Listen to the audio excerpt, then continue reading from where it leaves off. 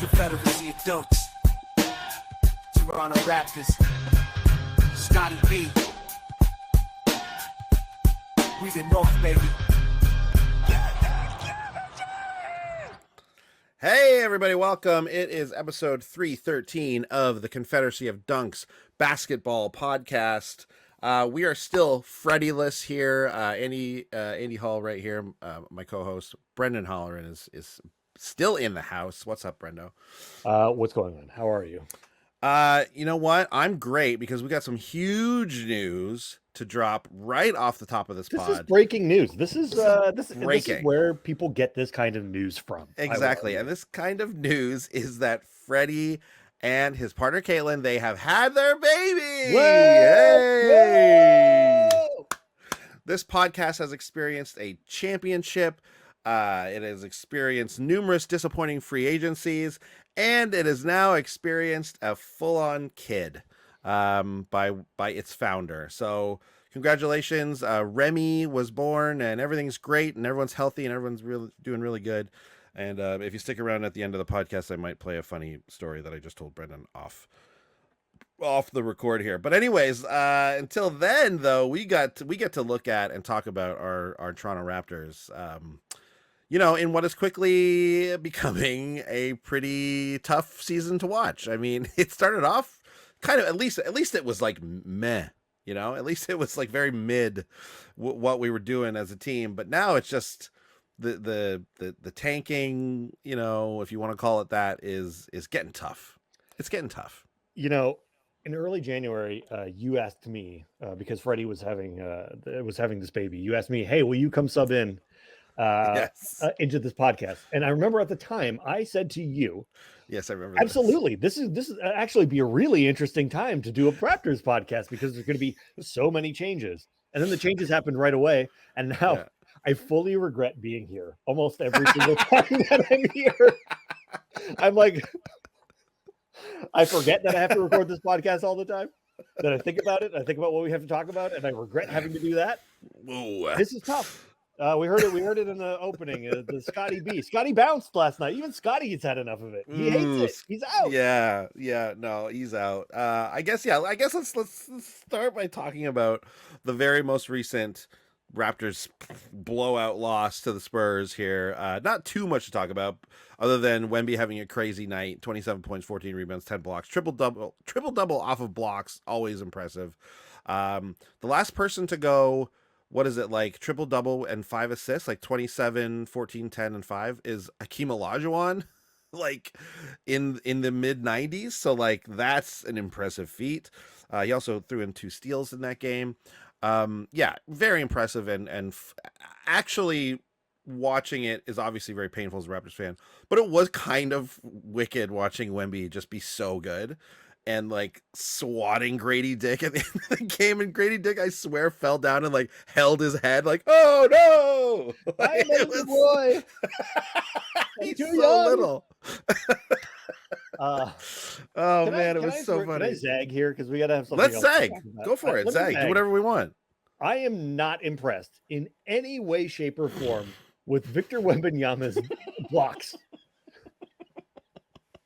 I don't care. You're tall. You should be blocking everything. All right. Oh, he had 10 blocks last night. Great. He probably should have had 20.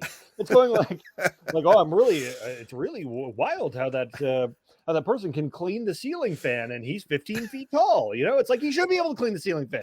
He's 15 feet tall. Said ceiling fan. I was looking at one. Like it is. Listen. I don't know if you know this, but we as basketball fans love blocks. Blocks are like some of the most exciting plays in the whole sport. Get that garbage out of here! And I think it's just because we can say stuff like that after. Yeah, totally. Because it's like the ultimate, it's the ultimate form of defense. There is no better, you could lock down the attacking player and force them into a bad jump shot that rims out, or it's a backboard or is an air ball. Air ball is like a little bit better, but block is like the definitive. Yes. I did my job. I stopped you. Your shit. Here's my bum. It's in your face. Yes. Just you got degrading. Stuffed. Yeah, dude. But when Wembanyama does it, I'm just like, you should do that every single time. I was like, your arms. He Your kind of arms did are do it every taller single than- time last night. Your arms are taller than the tallest person. His was- wingspan is like taller than he is. He did it twice to Scotty at one point, like on the same play. Scotty driving just one huge hit, and then like kind of gets it back off of a rebound, tries to go up again, and Wemby's like right here, like, no, I just did this. Yeah. So, anyways, I mean, say what you will, And like he's obviously very impressive, and I'm not saying that it's not a thing, but like you are. No, you are. But I also am saying it. You are saying that it's not a thing. You're saying it's not impressive. It's not impressive. I don't know. Listen, I get it. He's good. He's like, is it worthy of a defensive player of the year? Sure, but like, you're tall. You're tall. That's not a skill. That's just fact. The funny thing is to look back and be like, well, it stands out because other tall players, simply, it's not just that you're tall, otherwise, and then you look back at the history of who has the most blocks in a game, which is what I did it in the middle of the game last night. And it's like, it's just all the tallest players who've ever played. It's like, it's like Manute Bol is in there. Like he has like seven, it ties second place because the record is like 17, I think. But he has 2 performances with 15 or something like that. So it's like, that list is just a list of the tallest players who's ever played. So what would be more impressive than Victor Wembanyama's 10 blocks? If it happened, Fred VanVleet 2 blocks. 2 blocks. Just give him any number. That really is more impressive, and I would argue better basketball than Wembanyama's a million dunks because I'm tall and I'm literally everywhere, even though I'm standing in the middle of the court. You're actually right, because I remember, and I can't remember if it was like championship season or the season before, where like I don't remember who it was against too, but I remember Lowry had a game where he had like 2, I want to say 3, but I think it was only 2 blocks, and they were just like, everyone was like, whoa, Kyle Lowry with it's like, of course, yeah, that's impressive. How did he do that? How did he put himself in that position? But Scotty, let's talk about Scotty here. You said Scotty bounced. He was having a time out there. He wasn't happy. No. And I think that last night sort of for me was like we're in real trouble type moment. In that I think we are starting to realize of what the depth of what this rebuild might be. Because when we made the OG trade, obviously it was like, hey, we're getting Quickly. He's like 24. He's pretty good. We're getting RJ. He's already been in the league a very long time. This is going to be an expedited rebuild. And last night, watching our best player get so frustrated that he had to leave the court in an obvious rebuilding year. Everybody knows what we've talked about this every time I've been on. We all know what we're looking at here. When he is so frustrated that he has to leave the court and we can't even beat the lowly Spurs, you start to realize the depths of how long it is going to take to come back from this rebuild and start being like a legitimate team again. It's not going to be the quick turnaround we were all sort of hoping for. No, absolutely. There were a couple plays near the end of the game there where Scotty, I noticed, would get, I think it might have even been on that play I just talked about where he was blocked like twice on the same drive where he got blocked from like behind and he just stood there after and like looked at, like didn't at all try to get back on D, like, and this is your, like, that happens. It's frustrating, especially in a game like that. I can understand it, but you just don't want to see it from the guy who's your supposed leader and face of the franchise. Don't get me wrong. I'm not like saying Scotty is any kind of negative or toxic player or something like that. Nothing like that. This happens to players. This happens all the time. It's just that like, okay, I just hope it doesn't happen that much more. And I don't think it will. I honestly don't. I just think that's got to be a frustrating game to be in. Especially, I mean, you're going back to back getting killed by teams here. You know what I mean? So it's frustrating, like you said, and it's not going to end anytime soon. Yeah, but I just think that like I think it's extra bad because he obviously knows that he should not do that, and you have to be so mad to do it. And like Pascal Siakam, he left the bench at one. He fouled out of a game. This was a season or 2 back. and he left the bench. He got suspended for 1 game, and that was sort of like the beginning of like the end when that sort of thing happened. It was kind of like, oh, maybe perhaps our time with Pascal is like ending here because everyone seems really unhappy. And when players seem really unhappy in these situations, you start to go like, I wonder. It's just these are warning signs. This is something to be monitored. It is something to be observed. Yes. I personally am not like, oh no, Scotty's upset and is going to ask for a trade, even though that is our, as Raptors fans, our collective trauma. I don't think that's going to happen. I am more of the, hey man, we'll figure it out. Well, why don't you just win then? Why don't you just lift your team up that's what the greats do. Why don't you be one of the greats? But I do think this is a troubling sign. I do not think that this is like, don't worry about it. It's all going to be fine. Is there any level, since we're just on the topic of how this sort of rebuild, this first year, I mean, is it, yeah, I guess this is technically the first year we've sold everyone out here. What's your take on how IQ is doing? Because I think when we, like you said, when we made that trade, everyone was pretty stoked about it. We were happy to get 2 starting players back, and it just seemed like a win-win for everyone. Now we've seen these guys play a little longer. I think RJ has kind of exceeded expectations a little bit. Like obviously not like crushing it, but like doing well, I'd say. The guy we want him to be. IQ came in and I think everyone was like, finally we got like a guy who can shoot and like play that role. And now it's like, okay, we're kind of like maybe this, and we were all like, oh, New York wasn't the right fit for him. Obviously that's why the trade happened, all of this.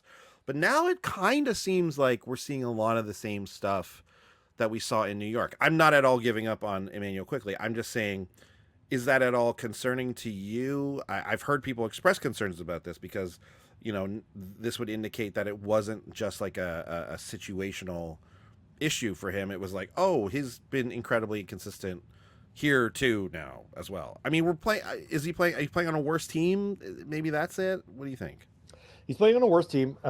Sure, that's an aspect of it too. But I think it's like, when the minutes go up, you're out there for longer, so there's more time to be inconsistent.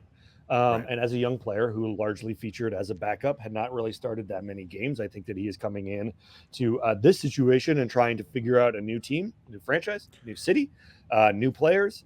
And he's also, on top of all of that, he's also trying to figure out how to be the starting point guard for a team, right? And when he came in, a lot of his entrance interviews were about like, people just think that I can shoot, but I want to show that I can really run a team, that I'm a point guard, that I can make other people better, that I can come in and lift this franchise. And I think that we're seeing that with that expanded responsibility, with that expanded playing time, that there's going to come more inconsistency because he hasn't built up that part of his game. Now, is it a little concerning? Yes. Again, is it something to monitor? It is definitely something to monitor.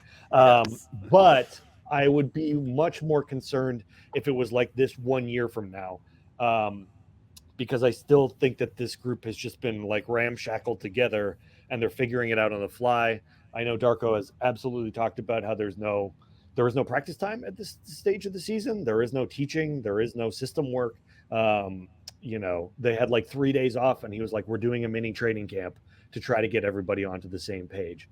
So I think that perhaps it's like easier for a player like RJ to come in a motion offense and to get downhill, to cut to the basket, to be making plays around the hoop, than it without having to run anything, than it is for somebody like IQ who has to come in here and run the show essentially with a couple other people who need the ball in their hands. Scotty is a guy who's just has to have the ball too, so that balance. Right. I think it's. I'm not overly concerned about it, if I'm being honest. We are monitoring, I think, is the overall feel of what's happening with this team right now. We are monitoring things. We are keeping a close eye. No one is panicking. This was a lot of the same to panic. Exactly, right? There's no panic to be had at the same time. No, exactly. So okay, branching off from that, let's talk about the recent trade deadline performance here. We obviously we moved Otto Porter Jr. and Kira Lewis in a first rounder, which is the worst first rounder we have apparently, right? I guess it was the Clippers one. Is that it? That is correct. Yeah. For Ochai Agbaji and Kelly Olynyk. And you and I spoke in like our group chat, and I was like seeing a lot of stuff of like, why did the Raptors get Kelly Olynyk? What's happening with that?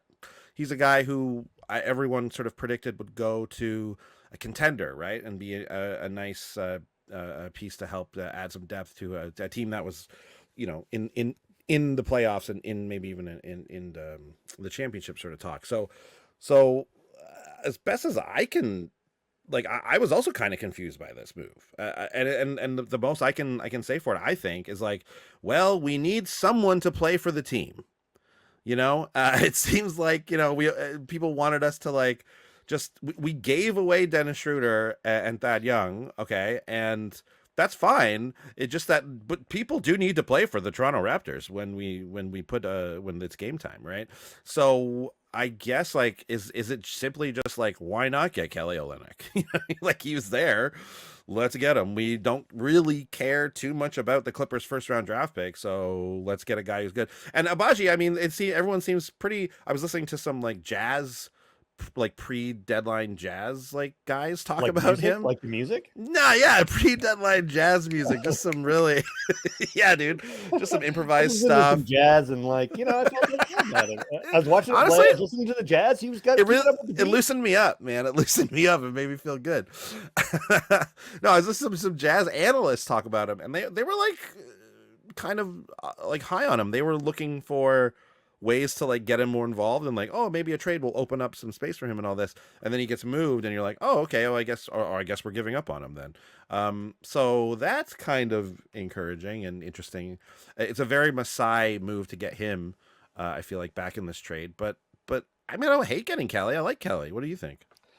So yeah, I think I think one point that you raised there is really important, in that anytime that we make a trade and we're in a rebuilding thing, I feel like the general consensus is that everyone feels that the player that's coming back should be like 14 years old. Yeah, exactly. I don't think that is realistic. I think that you do just have to have some players sometimes that can play. Now, that being said, I was very surprised when I looked up Kelly Olynyk's age, because I did not know that he was actually 32. Because to me, Kelly Olynyk is always like, he's a younger guy. He just got here. He just got here. Team Canada guys. Yeah. So I was also a little bit taken back by that. In the following press conferences, it made sense. You do need some veterans around. You need some people who want to be here around. And Kelly Olynyk is definitely two of those people, and can, play in the system that we're trying to put together. And then, if he signs for 2 years, perhaps you flip him to a contender in the second half of that thing. I know that he said that he wants to be here like indefinitely for the rest of his career, and that's cool too. Said he was up for retiring as a Raptor, which is great. So okay. Yeah, but for Kira Lewis and Otto Porter Jr., like, I think that's a great return. Like, you just take that, right? Like, what are we expecting? Like, it's a neutral kind of move. Yeah, I mean, it's like I saw some. I mean, this is what you refer to as some people refer to it as like a win now like trade, a person like that's what he was going to be for some teams. Well, it's not bad to win now. Like, I don't think we're trying to get the first round pick in this draft. You know what I mean? It's not like but at the same time, we're obviously not trying to make the playoffs. So a couple of wins keeps your fan base sort of happy a little bit. Like, it gives us something to be like, hey, someone, people are looking good. I mean, speaking of looking good, Grady Dick is out here looking pretty good. Kelly had a decent game against the Spurs there as well. So, we're seeing some development of some of these players, and hopefully this is gonna work out for us. Here's something I kind of don't understand. Okay, why did we just give away Dennis Schroeder? Essentially, like, that's what we did. We gave away those two players. We didn't want them on the team. There was some strife going on. Obviously, we've heard about all this. Could we not have gotten anything for Dennis Schroeder, basically, or were we just happy? I mean, obviously, we're just happy to get the space and all that. But like, I just feel like no one wanted Dennis Schroeder. Like, no one needed a backup point guard who's like kind of decent. I will never know. Because we're not privy to these phone calls. We're not privy to the backroom deals. We're not, we don't know. Schroeder, yeah, obviously they wanted to get off that money that they promised to Schroeder. I think that when they originally signed him, there was, some, hey, we still might be good. We still have good players. There's a potential that if we got up to a hot start here, this would look like a really good deal for us if we ended up being a playoff team. I think when that was not the case, and we realized that we were going to be quite bad, and then we were going to get worse, there is no point in keeping a Schroeder. I guess this was the best deal available. I guess they prioritized the cap space over some sort of young player. Like, it's just, if that deal, like, we will never know. But if that deal was out there, it would have been consummated. If there was like a good, decent young player that we could have packaged along with a grizzled 38-year-old veteran, we would have done it. History has shown that we would have done that. I guess. I mean, I'm even like, yeah, can someone just play for us? Because like the depth chart is looking pretty shallow here, as a result of some of these moves.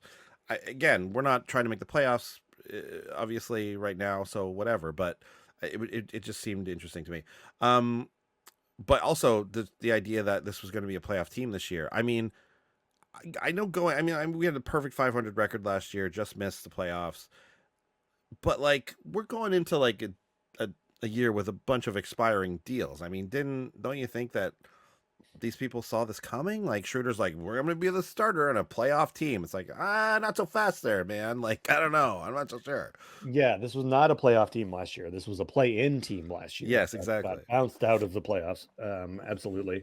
I don't know. There was reason, who knows? It's what you say on the way out when the team has just traded you and you go like, I thought I was going to be the best here, but it's like coming into this podcast going like, I thought I was going to be happy talking about all this stuff, but apparently it's just depressing. Yeah. Of course, you have to know a little bit.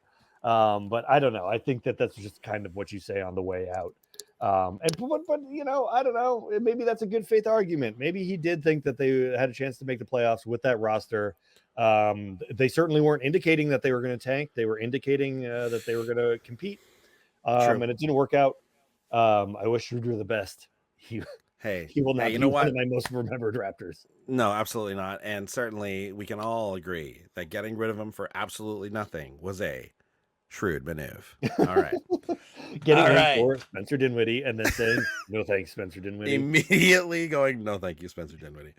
Although having Spencer Dinwiddie sign with the Los Angeles Lakers shortly thereafter, and I guess we can move into some NBA stuff. I guess we're leading with this. Spencer Dinwiddie signed a contract with the Lakers, and guess what? He gets $1 extra if they win the championship. Explain this to me, because I saw this in the rundown and I did not. Yeah, I don't know the story. I don't understand it. This is real. This is Spencer Dinwiddie. He also had this with the Hornets. I think it was the Hornets, right? And now it's with the Lakers. He's had this sort of weird little clause in his contract twice now, and I was like, what is going on here? Like, why is it some kind of maneuver to like, did he need to have a certain number of things in his contract for some reason? I don't know. Something about the Lakers, maybe they want to do it. No, it's just an inside joke with him and his agent. And him and his agent were like, let's put this in here for fun because we think it's funny. And now we're on a championship team. So like, oh, people are looking at it and noticing it because no one noticed it before, apparently. But like, I mean, what's the joke? I don't understand. Like a small, like a not incentive to win a championship. I don't get it. I don't get it, Spencer Dinwiddie. If it's for luck, it has not worked. Yeah, no, it's not. Yeah, it's not working out for you. I don't know. I mean, I can't think of any other weird, I was at the time I was like, are there any other weird NBA contract things people do for fun? It's like, no, there's not. There's not no one.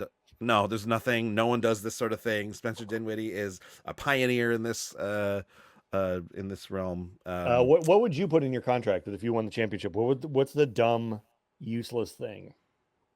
If I win the championship, if my team wins a championship with me on it, okay, every game that I play for the team after that, they have to give me one of those super Joe Louis, the double one.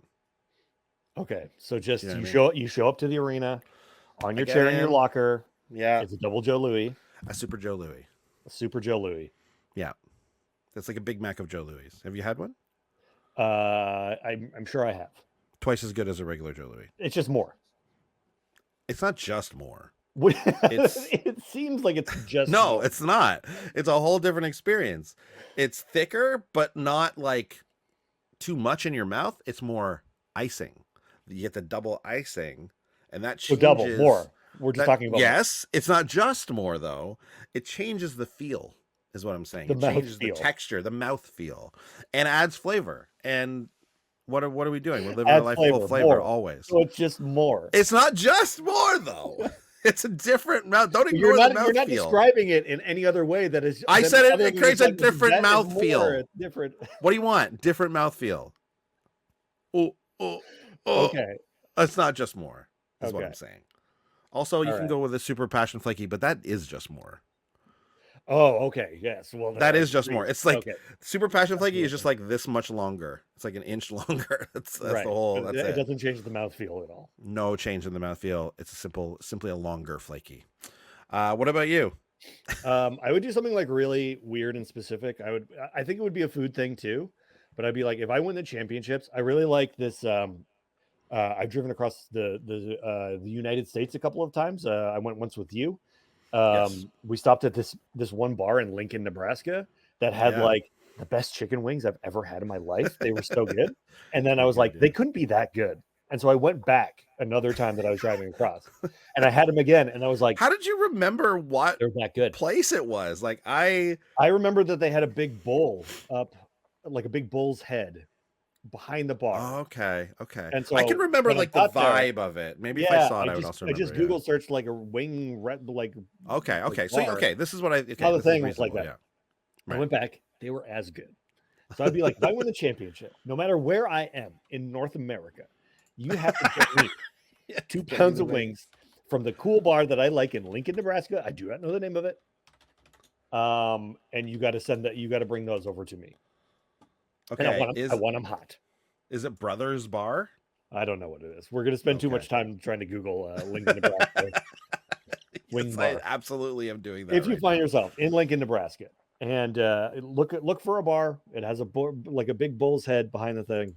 I don't know. It's not like some people are out there going, "It's just Buffalo Wild Wing." It's not. It's not. It's not. And they have is that like is there a logo? Is about come on. It's not a Buffalo Wild Wing. It's not a Boston Pizza. It's a legit. Well, no. There's surprisingly zero Boston pizzas. I bet in Lincoln, Nebraska. They didn't get down there. No. Okay, I think it. Okay, I don't see. Here's the thing. I don't want to lead people astray because I kind of think it is this place. Whatever. Anyways, it might be Brothers Bar in Lincoln, Nebraska. Okay, what's next here? What are we talking about? Okay, well we mentioned the Lakers there because Dinwiddie is going to the Lakers. Brendo, you wanted to talk about some Lakers related news here. Let's get some clicks. Now you got me looking Let's talk about the Lakers. Now you got me looking at Brothers Bar. It is not Brothers Bar. It did not. It's not Brothers Bar. It's not Brothers Bar. Oh, it had a bowling alley in it? No, this Brothers Bar has a bowling alley in it. Oh, sorry. Okay. Okay. We must put this to bed. Best wings in Lincoln, Nebraska. Okay. We're doing it. Let's get some clicks. Best wings in Lincoln, Nebraska. Yeah, let's get some clicks. Okay, is it Hop Bar? They did have a lot of beers, right? Didn't they have like 1,000 beers or something? Yeah, they had a lot. Okay, well, I guess while you look that up, I'll talk about the story you brought. Hang on. So all right, let's just reset. Let's get this part out and reset. Okay. Are you still looking it up? I'm not still looking it up. No, I'm going to. Here's what I'll do. I will look at it. I will research this and I will report back next week. Okay, please do. Oh, I think I found it.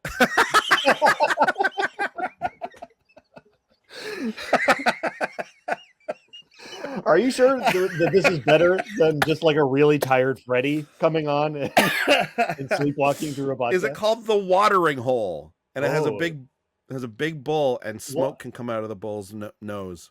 No? Let me see. Actually, it's a buffalo. Never mind. This is a buffalo, not a bull.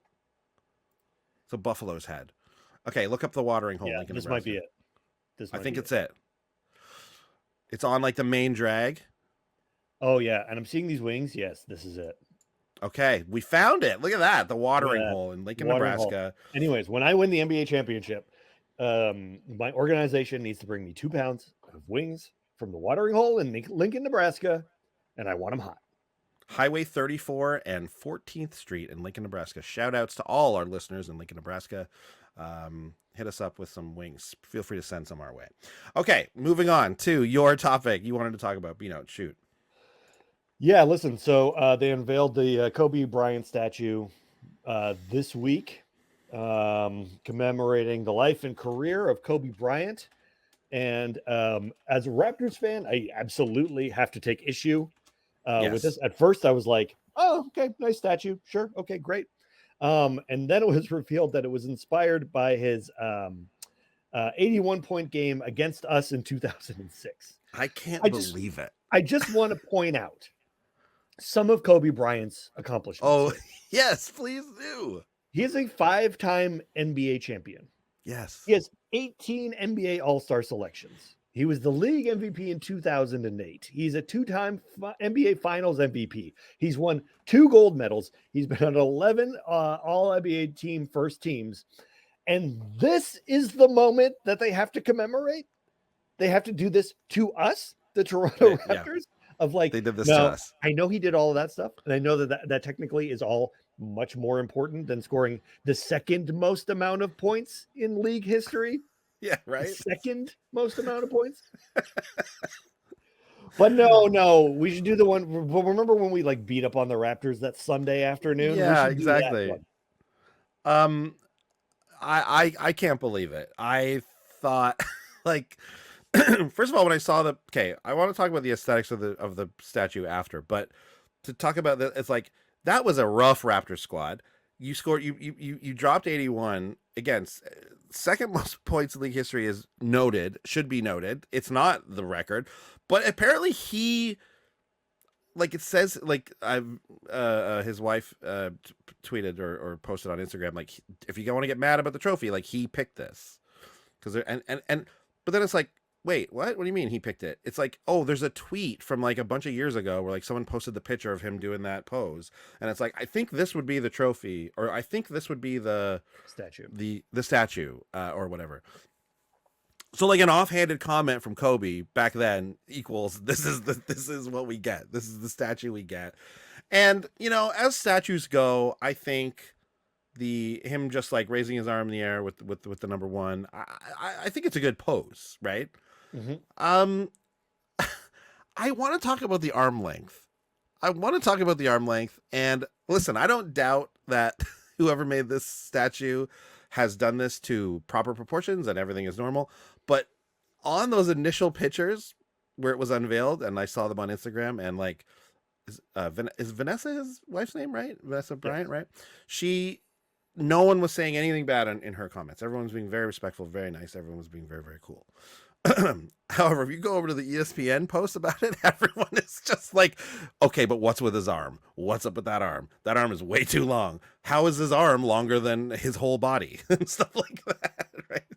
So, and it looked crazy. And like the way his arm, like his hand is like facing outward, like it looks so weird when you look at it. But it is an accurate a depiction of that pose in that moment, but he truly looks like an alien. Again, from the initial post on Instagram, where like the lighting is a little weird. I'm looking at a different photo of it now. It's because it's out in front of the Staples Center right now, and it looks way more reasonable in this light and in this like, I guess this like angle. But then, okay, scroll down. There is another angle where it looks like his arm is equally as long as his whole body. It's like, there's no way, man. There's no way his arm is that big. Or maybe there was. Maybe who knows? He has the wingspan.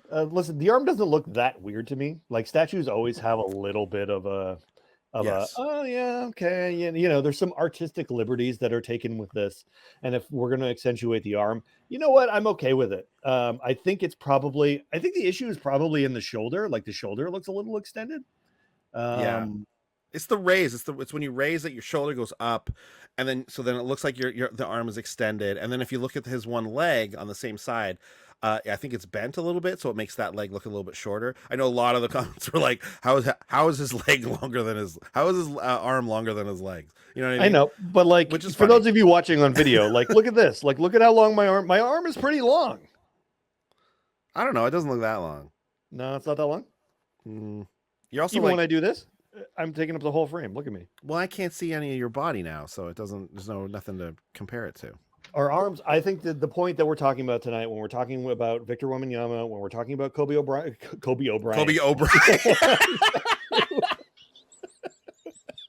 We're talking Wembanyama. We're talking Kobe Bryant statue. Is we're talking about long. Oh, I love it. That's talking what he about would have been called if wingspan. he played for the Celtics ever. Yeah, Kobe O'Brien.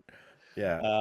We're talking about wingspan, Hooray. and we're talking about long arms, and so I think it's probably more accurate than it is inaccurate. I'll take the zag on this. I will stand by these arms. What do you think it takes for them to rename the NBA championship trophy the Kobe O'Brien trophy? It's coming. Look out for it. Yeah. Okay. Other huge league news that we have to get to. Big league news. The son of Michael Jordan, Marcus Jordan, and Larsa Pippen, Scottie Pippen's ex-wife. If you're not familiar with this story, Marcus Jordan is dating Scottie Pippen's ex-wife, and Michael does not like it. I'm pretty sure we all have heard about this already, but they broke up. It's over. The nightmare is over for Michael Jordan. And apparently this was a big,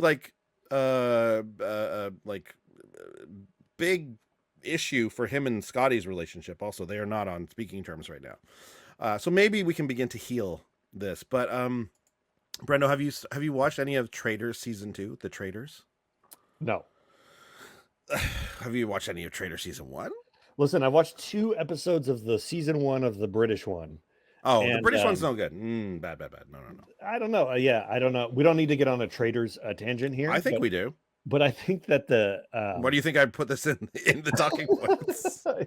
I thought the show had too much bullshit in it. I was like, listen, the British one's not good. They're like, okay, you're the traitor, and then you come into the secret cauldron room, and then you take the oath, and then we give you your cloak, and then you sneak down the hallways. I was like, there's too much bullshit.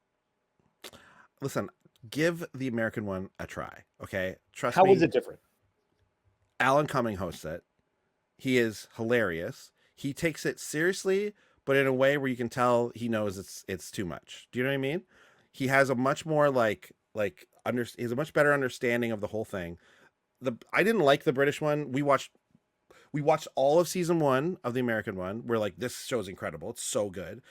We're like, hey, there's a UK one. Let's go. And then we put on the first episode and we're like, no, don't like it. Don't like it at all. Stopped watching after not even after the first episode. We didn't even make it all the way through. I just didn't like it. It was different somehow. Maybe what you're saying. Anyways, season 2 Traitors, Larsa Pippen and Marcus Jordan are on the show. They are both contestants. And, at some point, I mean, spoiler alert, if you're watching Traitors season 2, Marcus Jordan gets voted out. Larsa Pippen broken up about it. So, we were all invested in this relationship. Does it seem like a healthy relationship? I don't know. Well, it's broken. It's over now though. So we can all move on, I guess.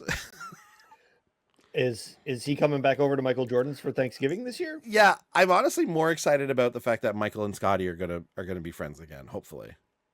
I don't know. I don't know. You don't about think that. so? Eh? I don't think it stems just from this too. I think it stems. It's also not from that Last Duel documentary or Last Dance documentary. Sorry. They seem to have some issues with each other. Yeah, they seem to, and I mean, apparently with this thing, it's like Scottie doesn't care that his ex-wife is dating Michael Jordan's son, which which makes sense to me. Mm-hmm. Why would you care?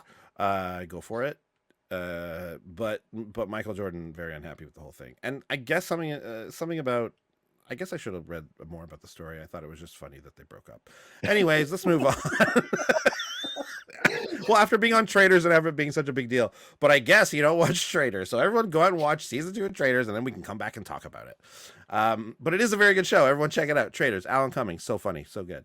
This is the other thing I'm going to mention here. we got Thanasis Antetokounmpo is just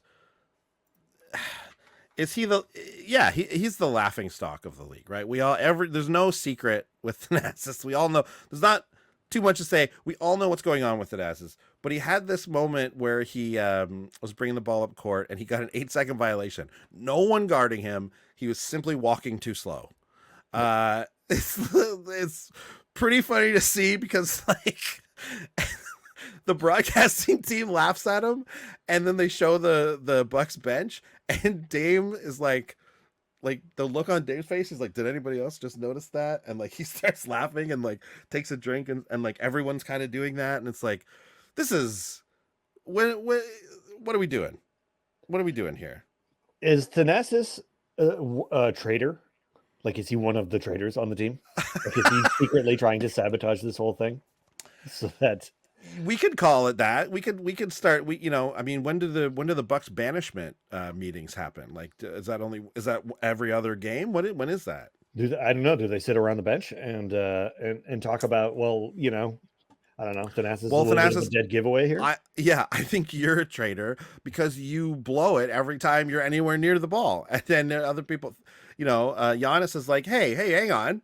That's way too obvious. That's not how a traitor would play. A traitor wouldn't play. It's like Ryan Lochte in season 1.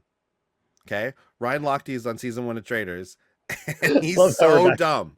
He's so dumb. What do you mean now we're back? You're the one who brought it up. Yeah, it's true. Ryan Lochte is so stupid that everyone's just like, well, it's obviously not Ryan. Like, there's no way it's him.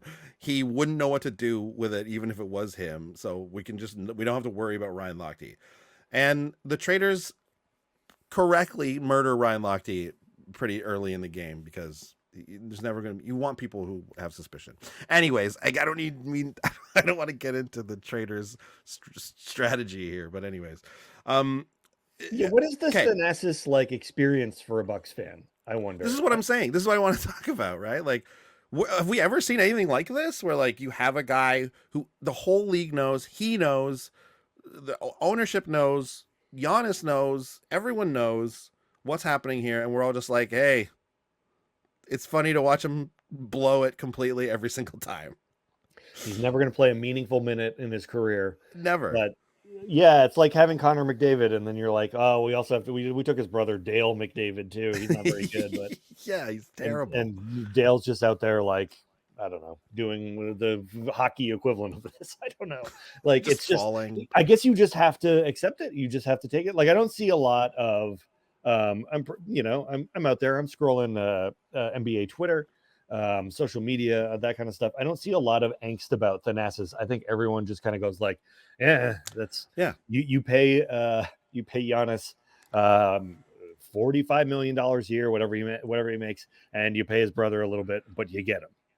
Yeah, and like I feel like we've seen this in terms of other, like, some star players they have a bit of an not entourage, but they have like a player or two that like they've had on other teams and they like that player to be around. We've seen that once in a while in various sports as well as the NBA, but those players usually come and they're like, okay, well, this guy's like a veteran guy. He's not going to play meaningful minutes, but he's not like bringing our team down actively when he's on the court. I really feel like that. I mean, it's like this is my issue with it. Okay. I don't have any angst towards it. I think it's funny. I think it's like good for him. Cause the other thing is like, he knows it's happening. So like, he's just like, hey man, I'm having fun out there. I'm running around with an NBA team. It's great. But like, he's taken the job of someone who could be, in that like roster spot developing. I know it's not a big deal. I know it's not a huge thing, but like, poor whoever the like 15th guy on the Bucks was, or what could have been, or whatever, right? Like, oh, that's too bad for you. I kind of don't even care because I don't like the Bucks. I never have. Historically, I do not like that franchise. For some reason, that franchise has always rubbed me the wrong way. I never, and I'm like, I can look around the league and at least go like, oh yeah, I don't hate this team. I don't hate that team. I don't hate the Knicks. I just don't. I don't hate the Knicks. The Knicks are like one of my favorite teams. Yeah. But for some reason, always with the Bucks and that fucking franchise, I've always just been like, good, lose. Yeah, whatever. But pay 10 Thanasises. I don't care. Yeah. Yeah. Milwaukee, like you've experienced too much success. Lose. Screw you. Screw you. What are your like least favorite teams in the league? What are your like bottom 3 teams would you guess? Um, Teams that I really don't like. The Bucks are definitely there. I really And is don't that like. I don't like the Heat. okay, that makes sense. I Is that like leftover LeBron D Wade stuff, like you think? I Or have you think no. always hated the I Heat? don't know. No, honestly, it's all the Heat culture stuff. I'm just like too much. They got it on their Okay. jerseys now. Like, forget it. All right, okay. Yeah, I'm not into this. Not a Like, Spolstra guy. yeah, I don't know. I don't think anyone's bad, but I just don't. I don't Sure. like. So it's like We it's all not irrationally hate teams like for totally. whatever reason, right? Like Yeah. the Bucks one is kind of wild to me because they seem like a perennially like mediocre franchise up until the point where they get Giannis, and now they're like, okay, now we're good, and like now we have this thing. Hmm. But I get it. Those are my top 2. I don't know if I even have a third. For me, it's Celtics or the worst. I hate the Celtics. Although Yeah. back in the day, it was the Lakers, and now they've done a real switch for me. Now I don't hate the Lakers. You and I have talked about this before. We don't hate the Lakers. Mhm. But I just don't like Boston in general. I think as I get older, I'm like I realize that I don't like any city or any team from that city.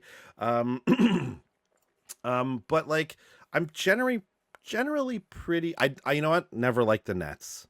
Not a Nets guy ever. New Jersey Nets, forget it. Brooklyn Nets, even worse. Get out. And it's not just KD stuff. I think it might have started. It might have started with Vince. Maybe. Yeah, that probably makes sense. But I Mhm. do feel like I've never been a big Brad Doherty guy either. You know what I mean? I was always like NBA Jam days. I feel like maybe I lost to the Nets a lot, and it was like, ooh, screw the Nets, man. What's your number 2 team after the Raptors?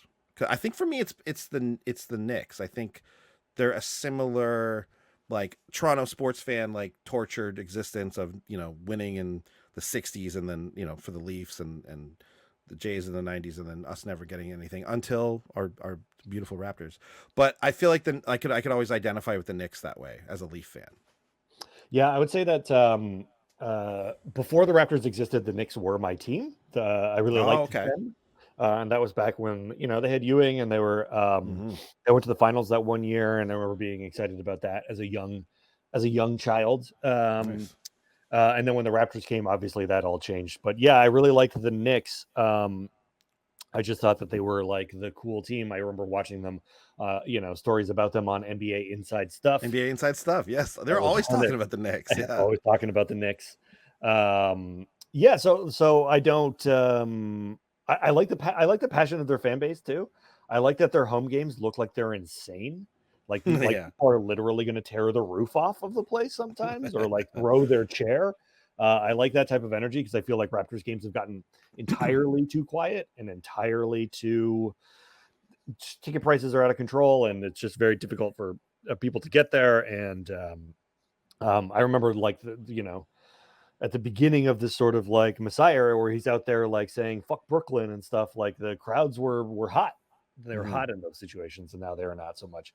And then otherwise, league wise, I like to follow the Lakers because it's kind of a soap opera type franchise, and I was really into the whole Bust family drama. And Right. it's got layers. It's got stuff that I like. It's got big names. It's got big stars. It's got big drama. Um, and as because I don't actually have a rooting interest in the team, I just like to follow the Lakers. Okay, so that feels like that's more of like you're like a general league. You like to see league drama, and so the Mhm. Lakers are the number one source of that always for forever, right? Even Yeah. if there is no drama with the Lakers, there will be some manufactured things that the press will talk about as always, which is where we're getting these clicks, baby. We're mentioning Lakers. Our SEO numbers are going through the roof because we're talking about Lakers in this video. Um, yeah.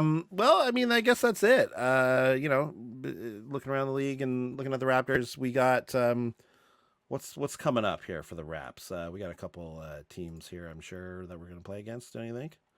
For Um, sure. I don't look ahead. I will not look ahead onto the schedule because it is too the outlook for how many wins we're going to get to is too daunting. I saw something today. It was like, we're projected to we will fall below 30 wins, and we've only really done that like 8 times in our history. And we're projected out to win about 28 games right now. So I don't look too far ahead in this era of rebuild. I just live in the moment. I check it. I check my app on the day and I go, oh, there is a Raptors game on today. Right. I will watch definitely some of it. Well, for those of us who like to look ahead just to see what's happening in the next week, Siakam makes his sort of return, where it's going to be the Raptors Pacers on Valentine's Day.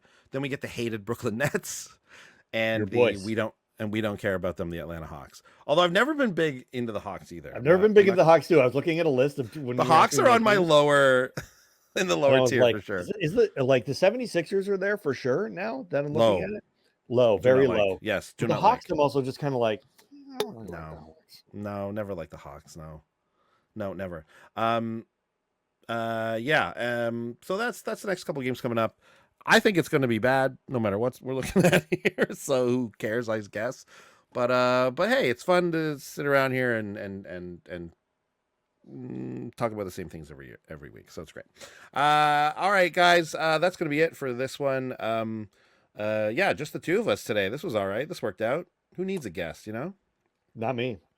We'll never have another one back on, and Freddie is never coming back, even though he had his baby, and we'll see about when he's coming back.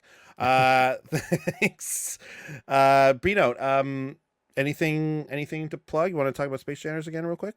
Yeah, sure. Me and Andy, we're in a new web series. It's called Space Janitors. Google us. It's a sci-fi comedy.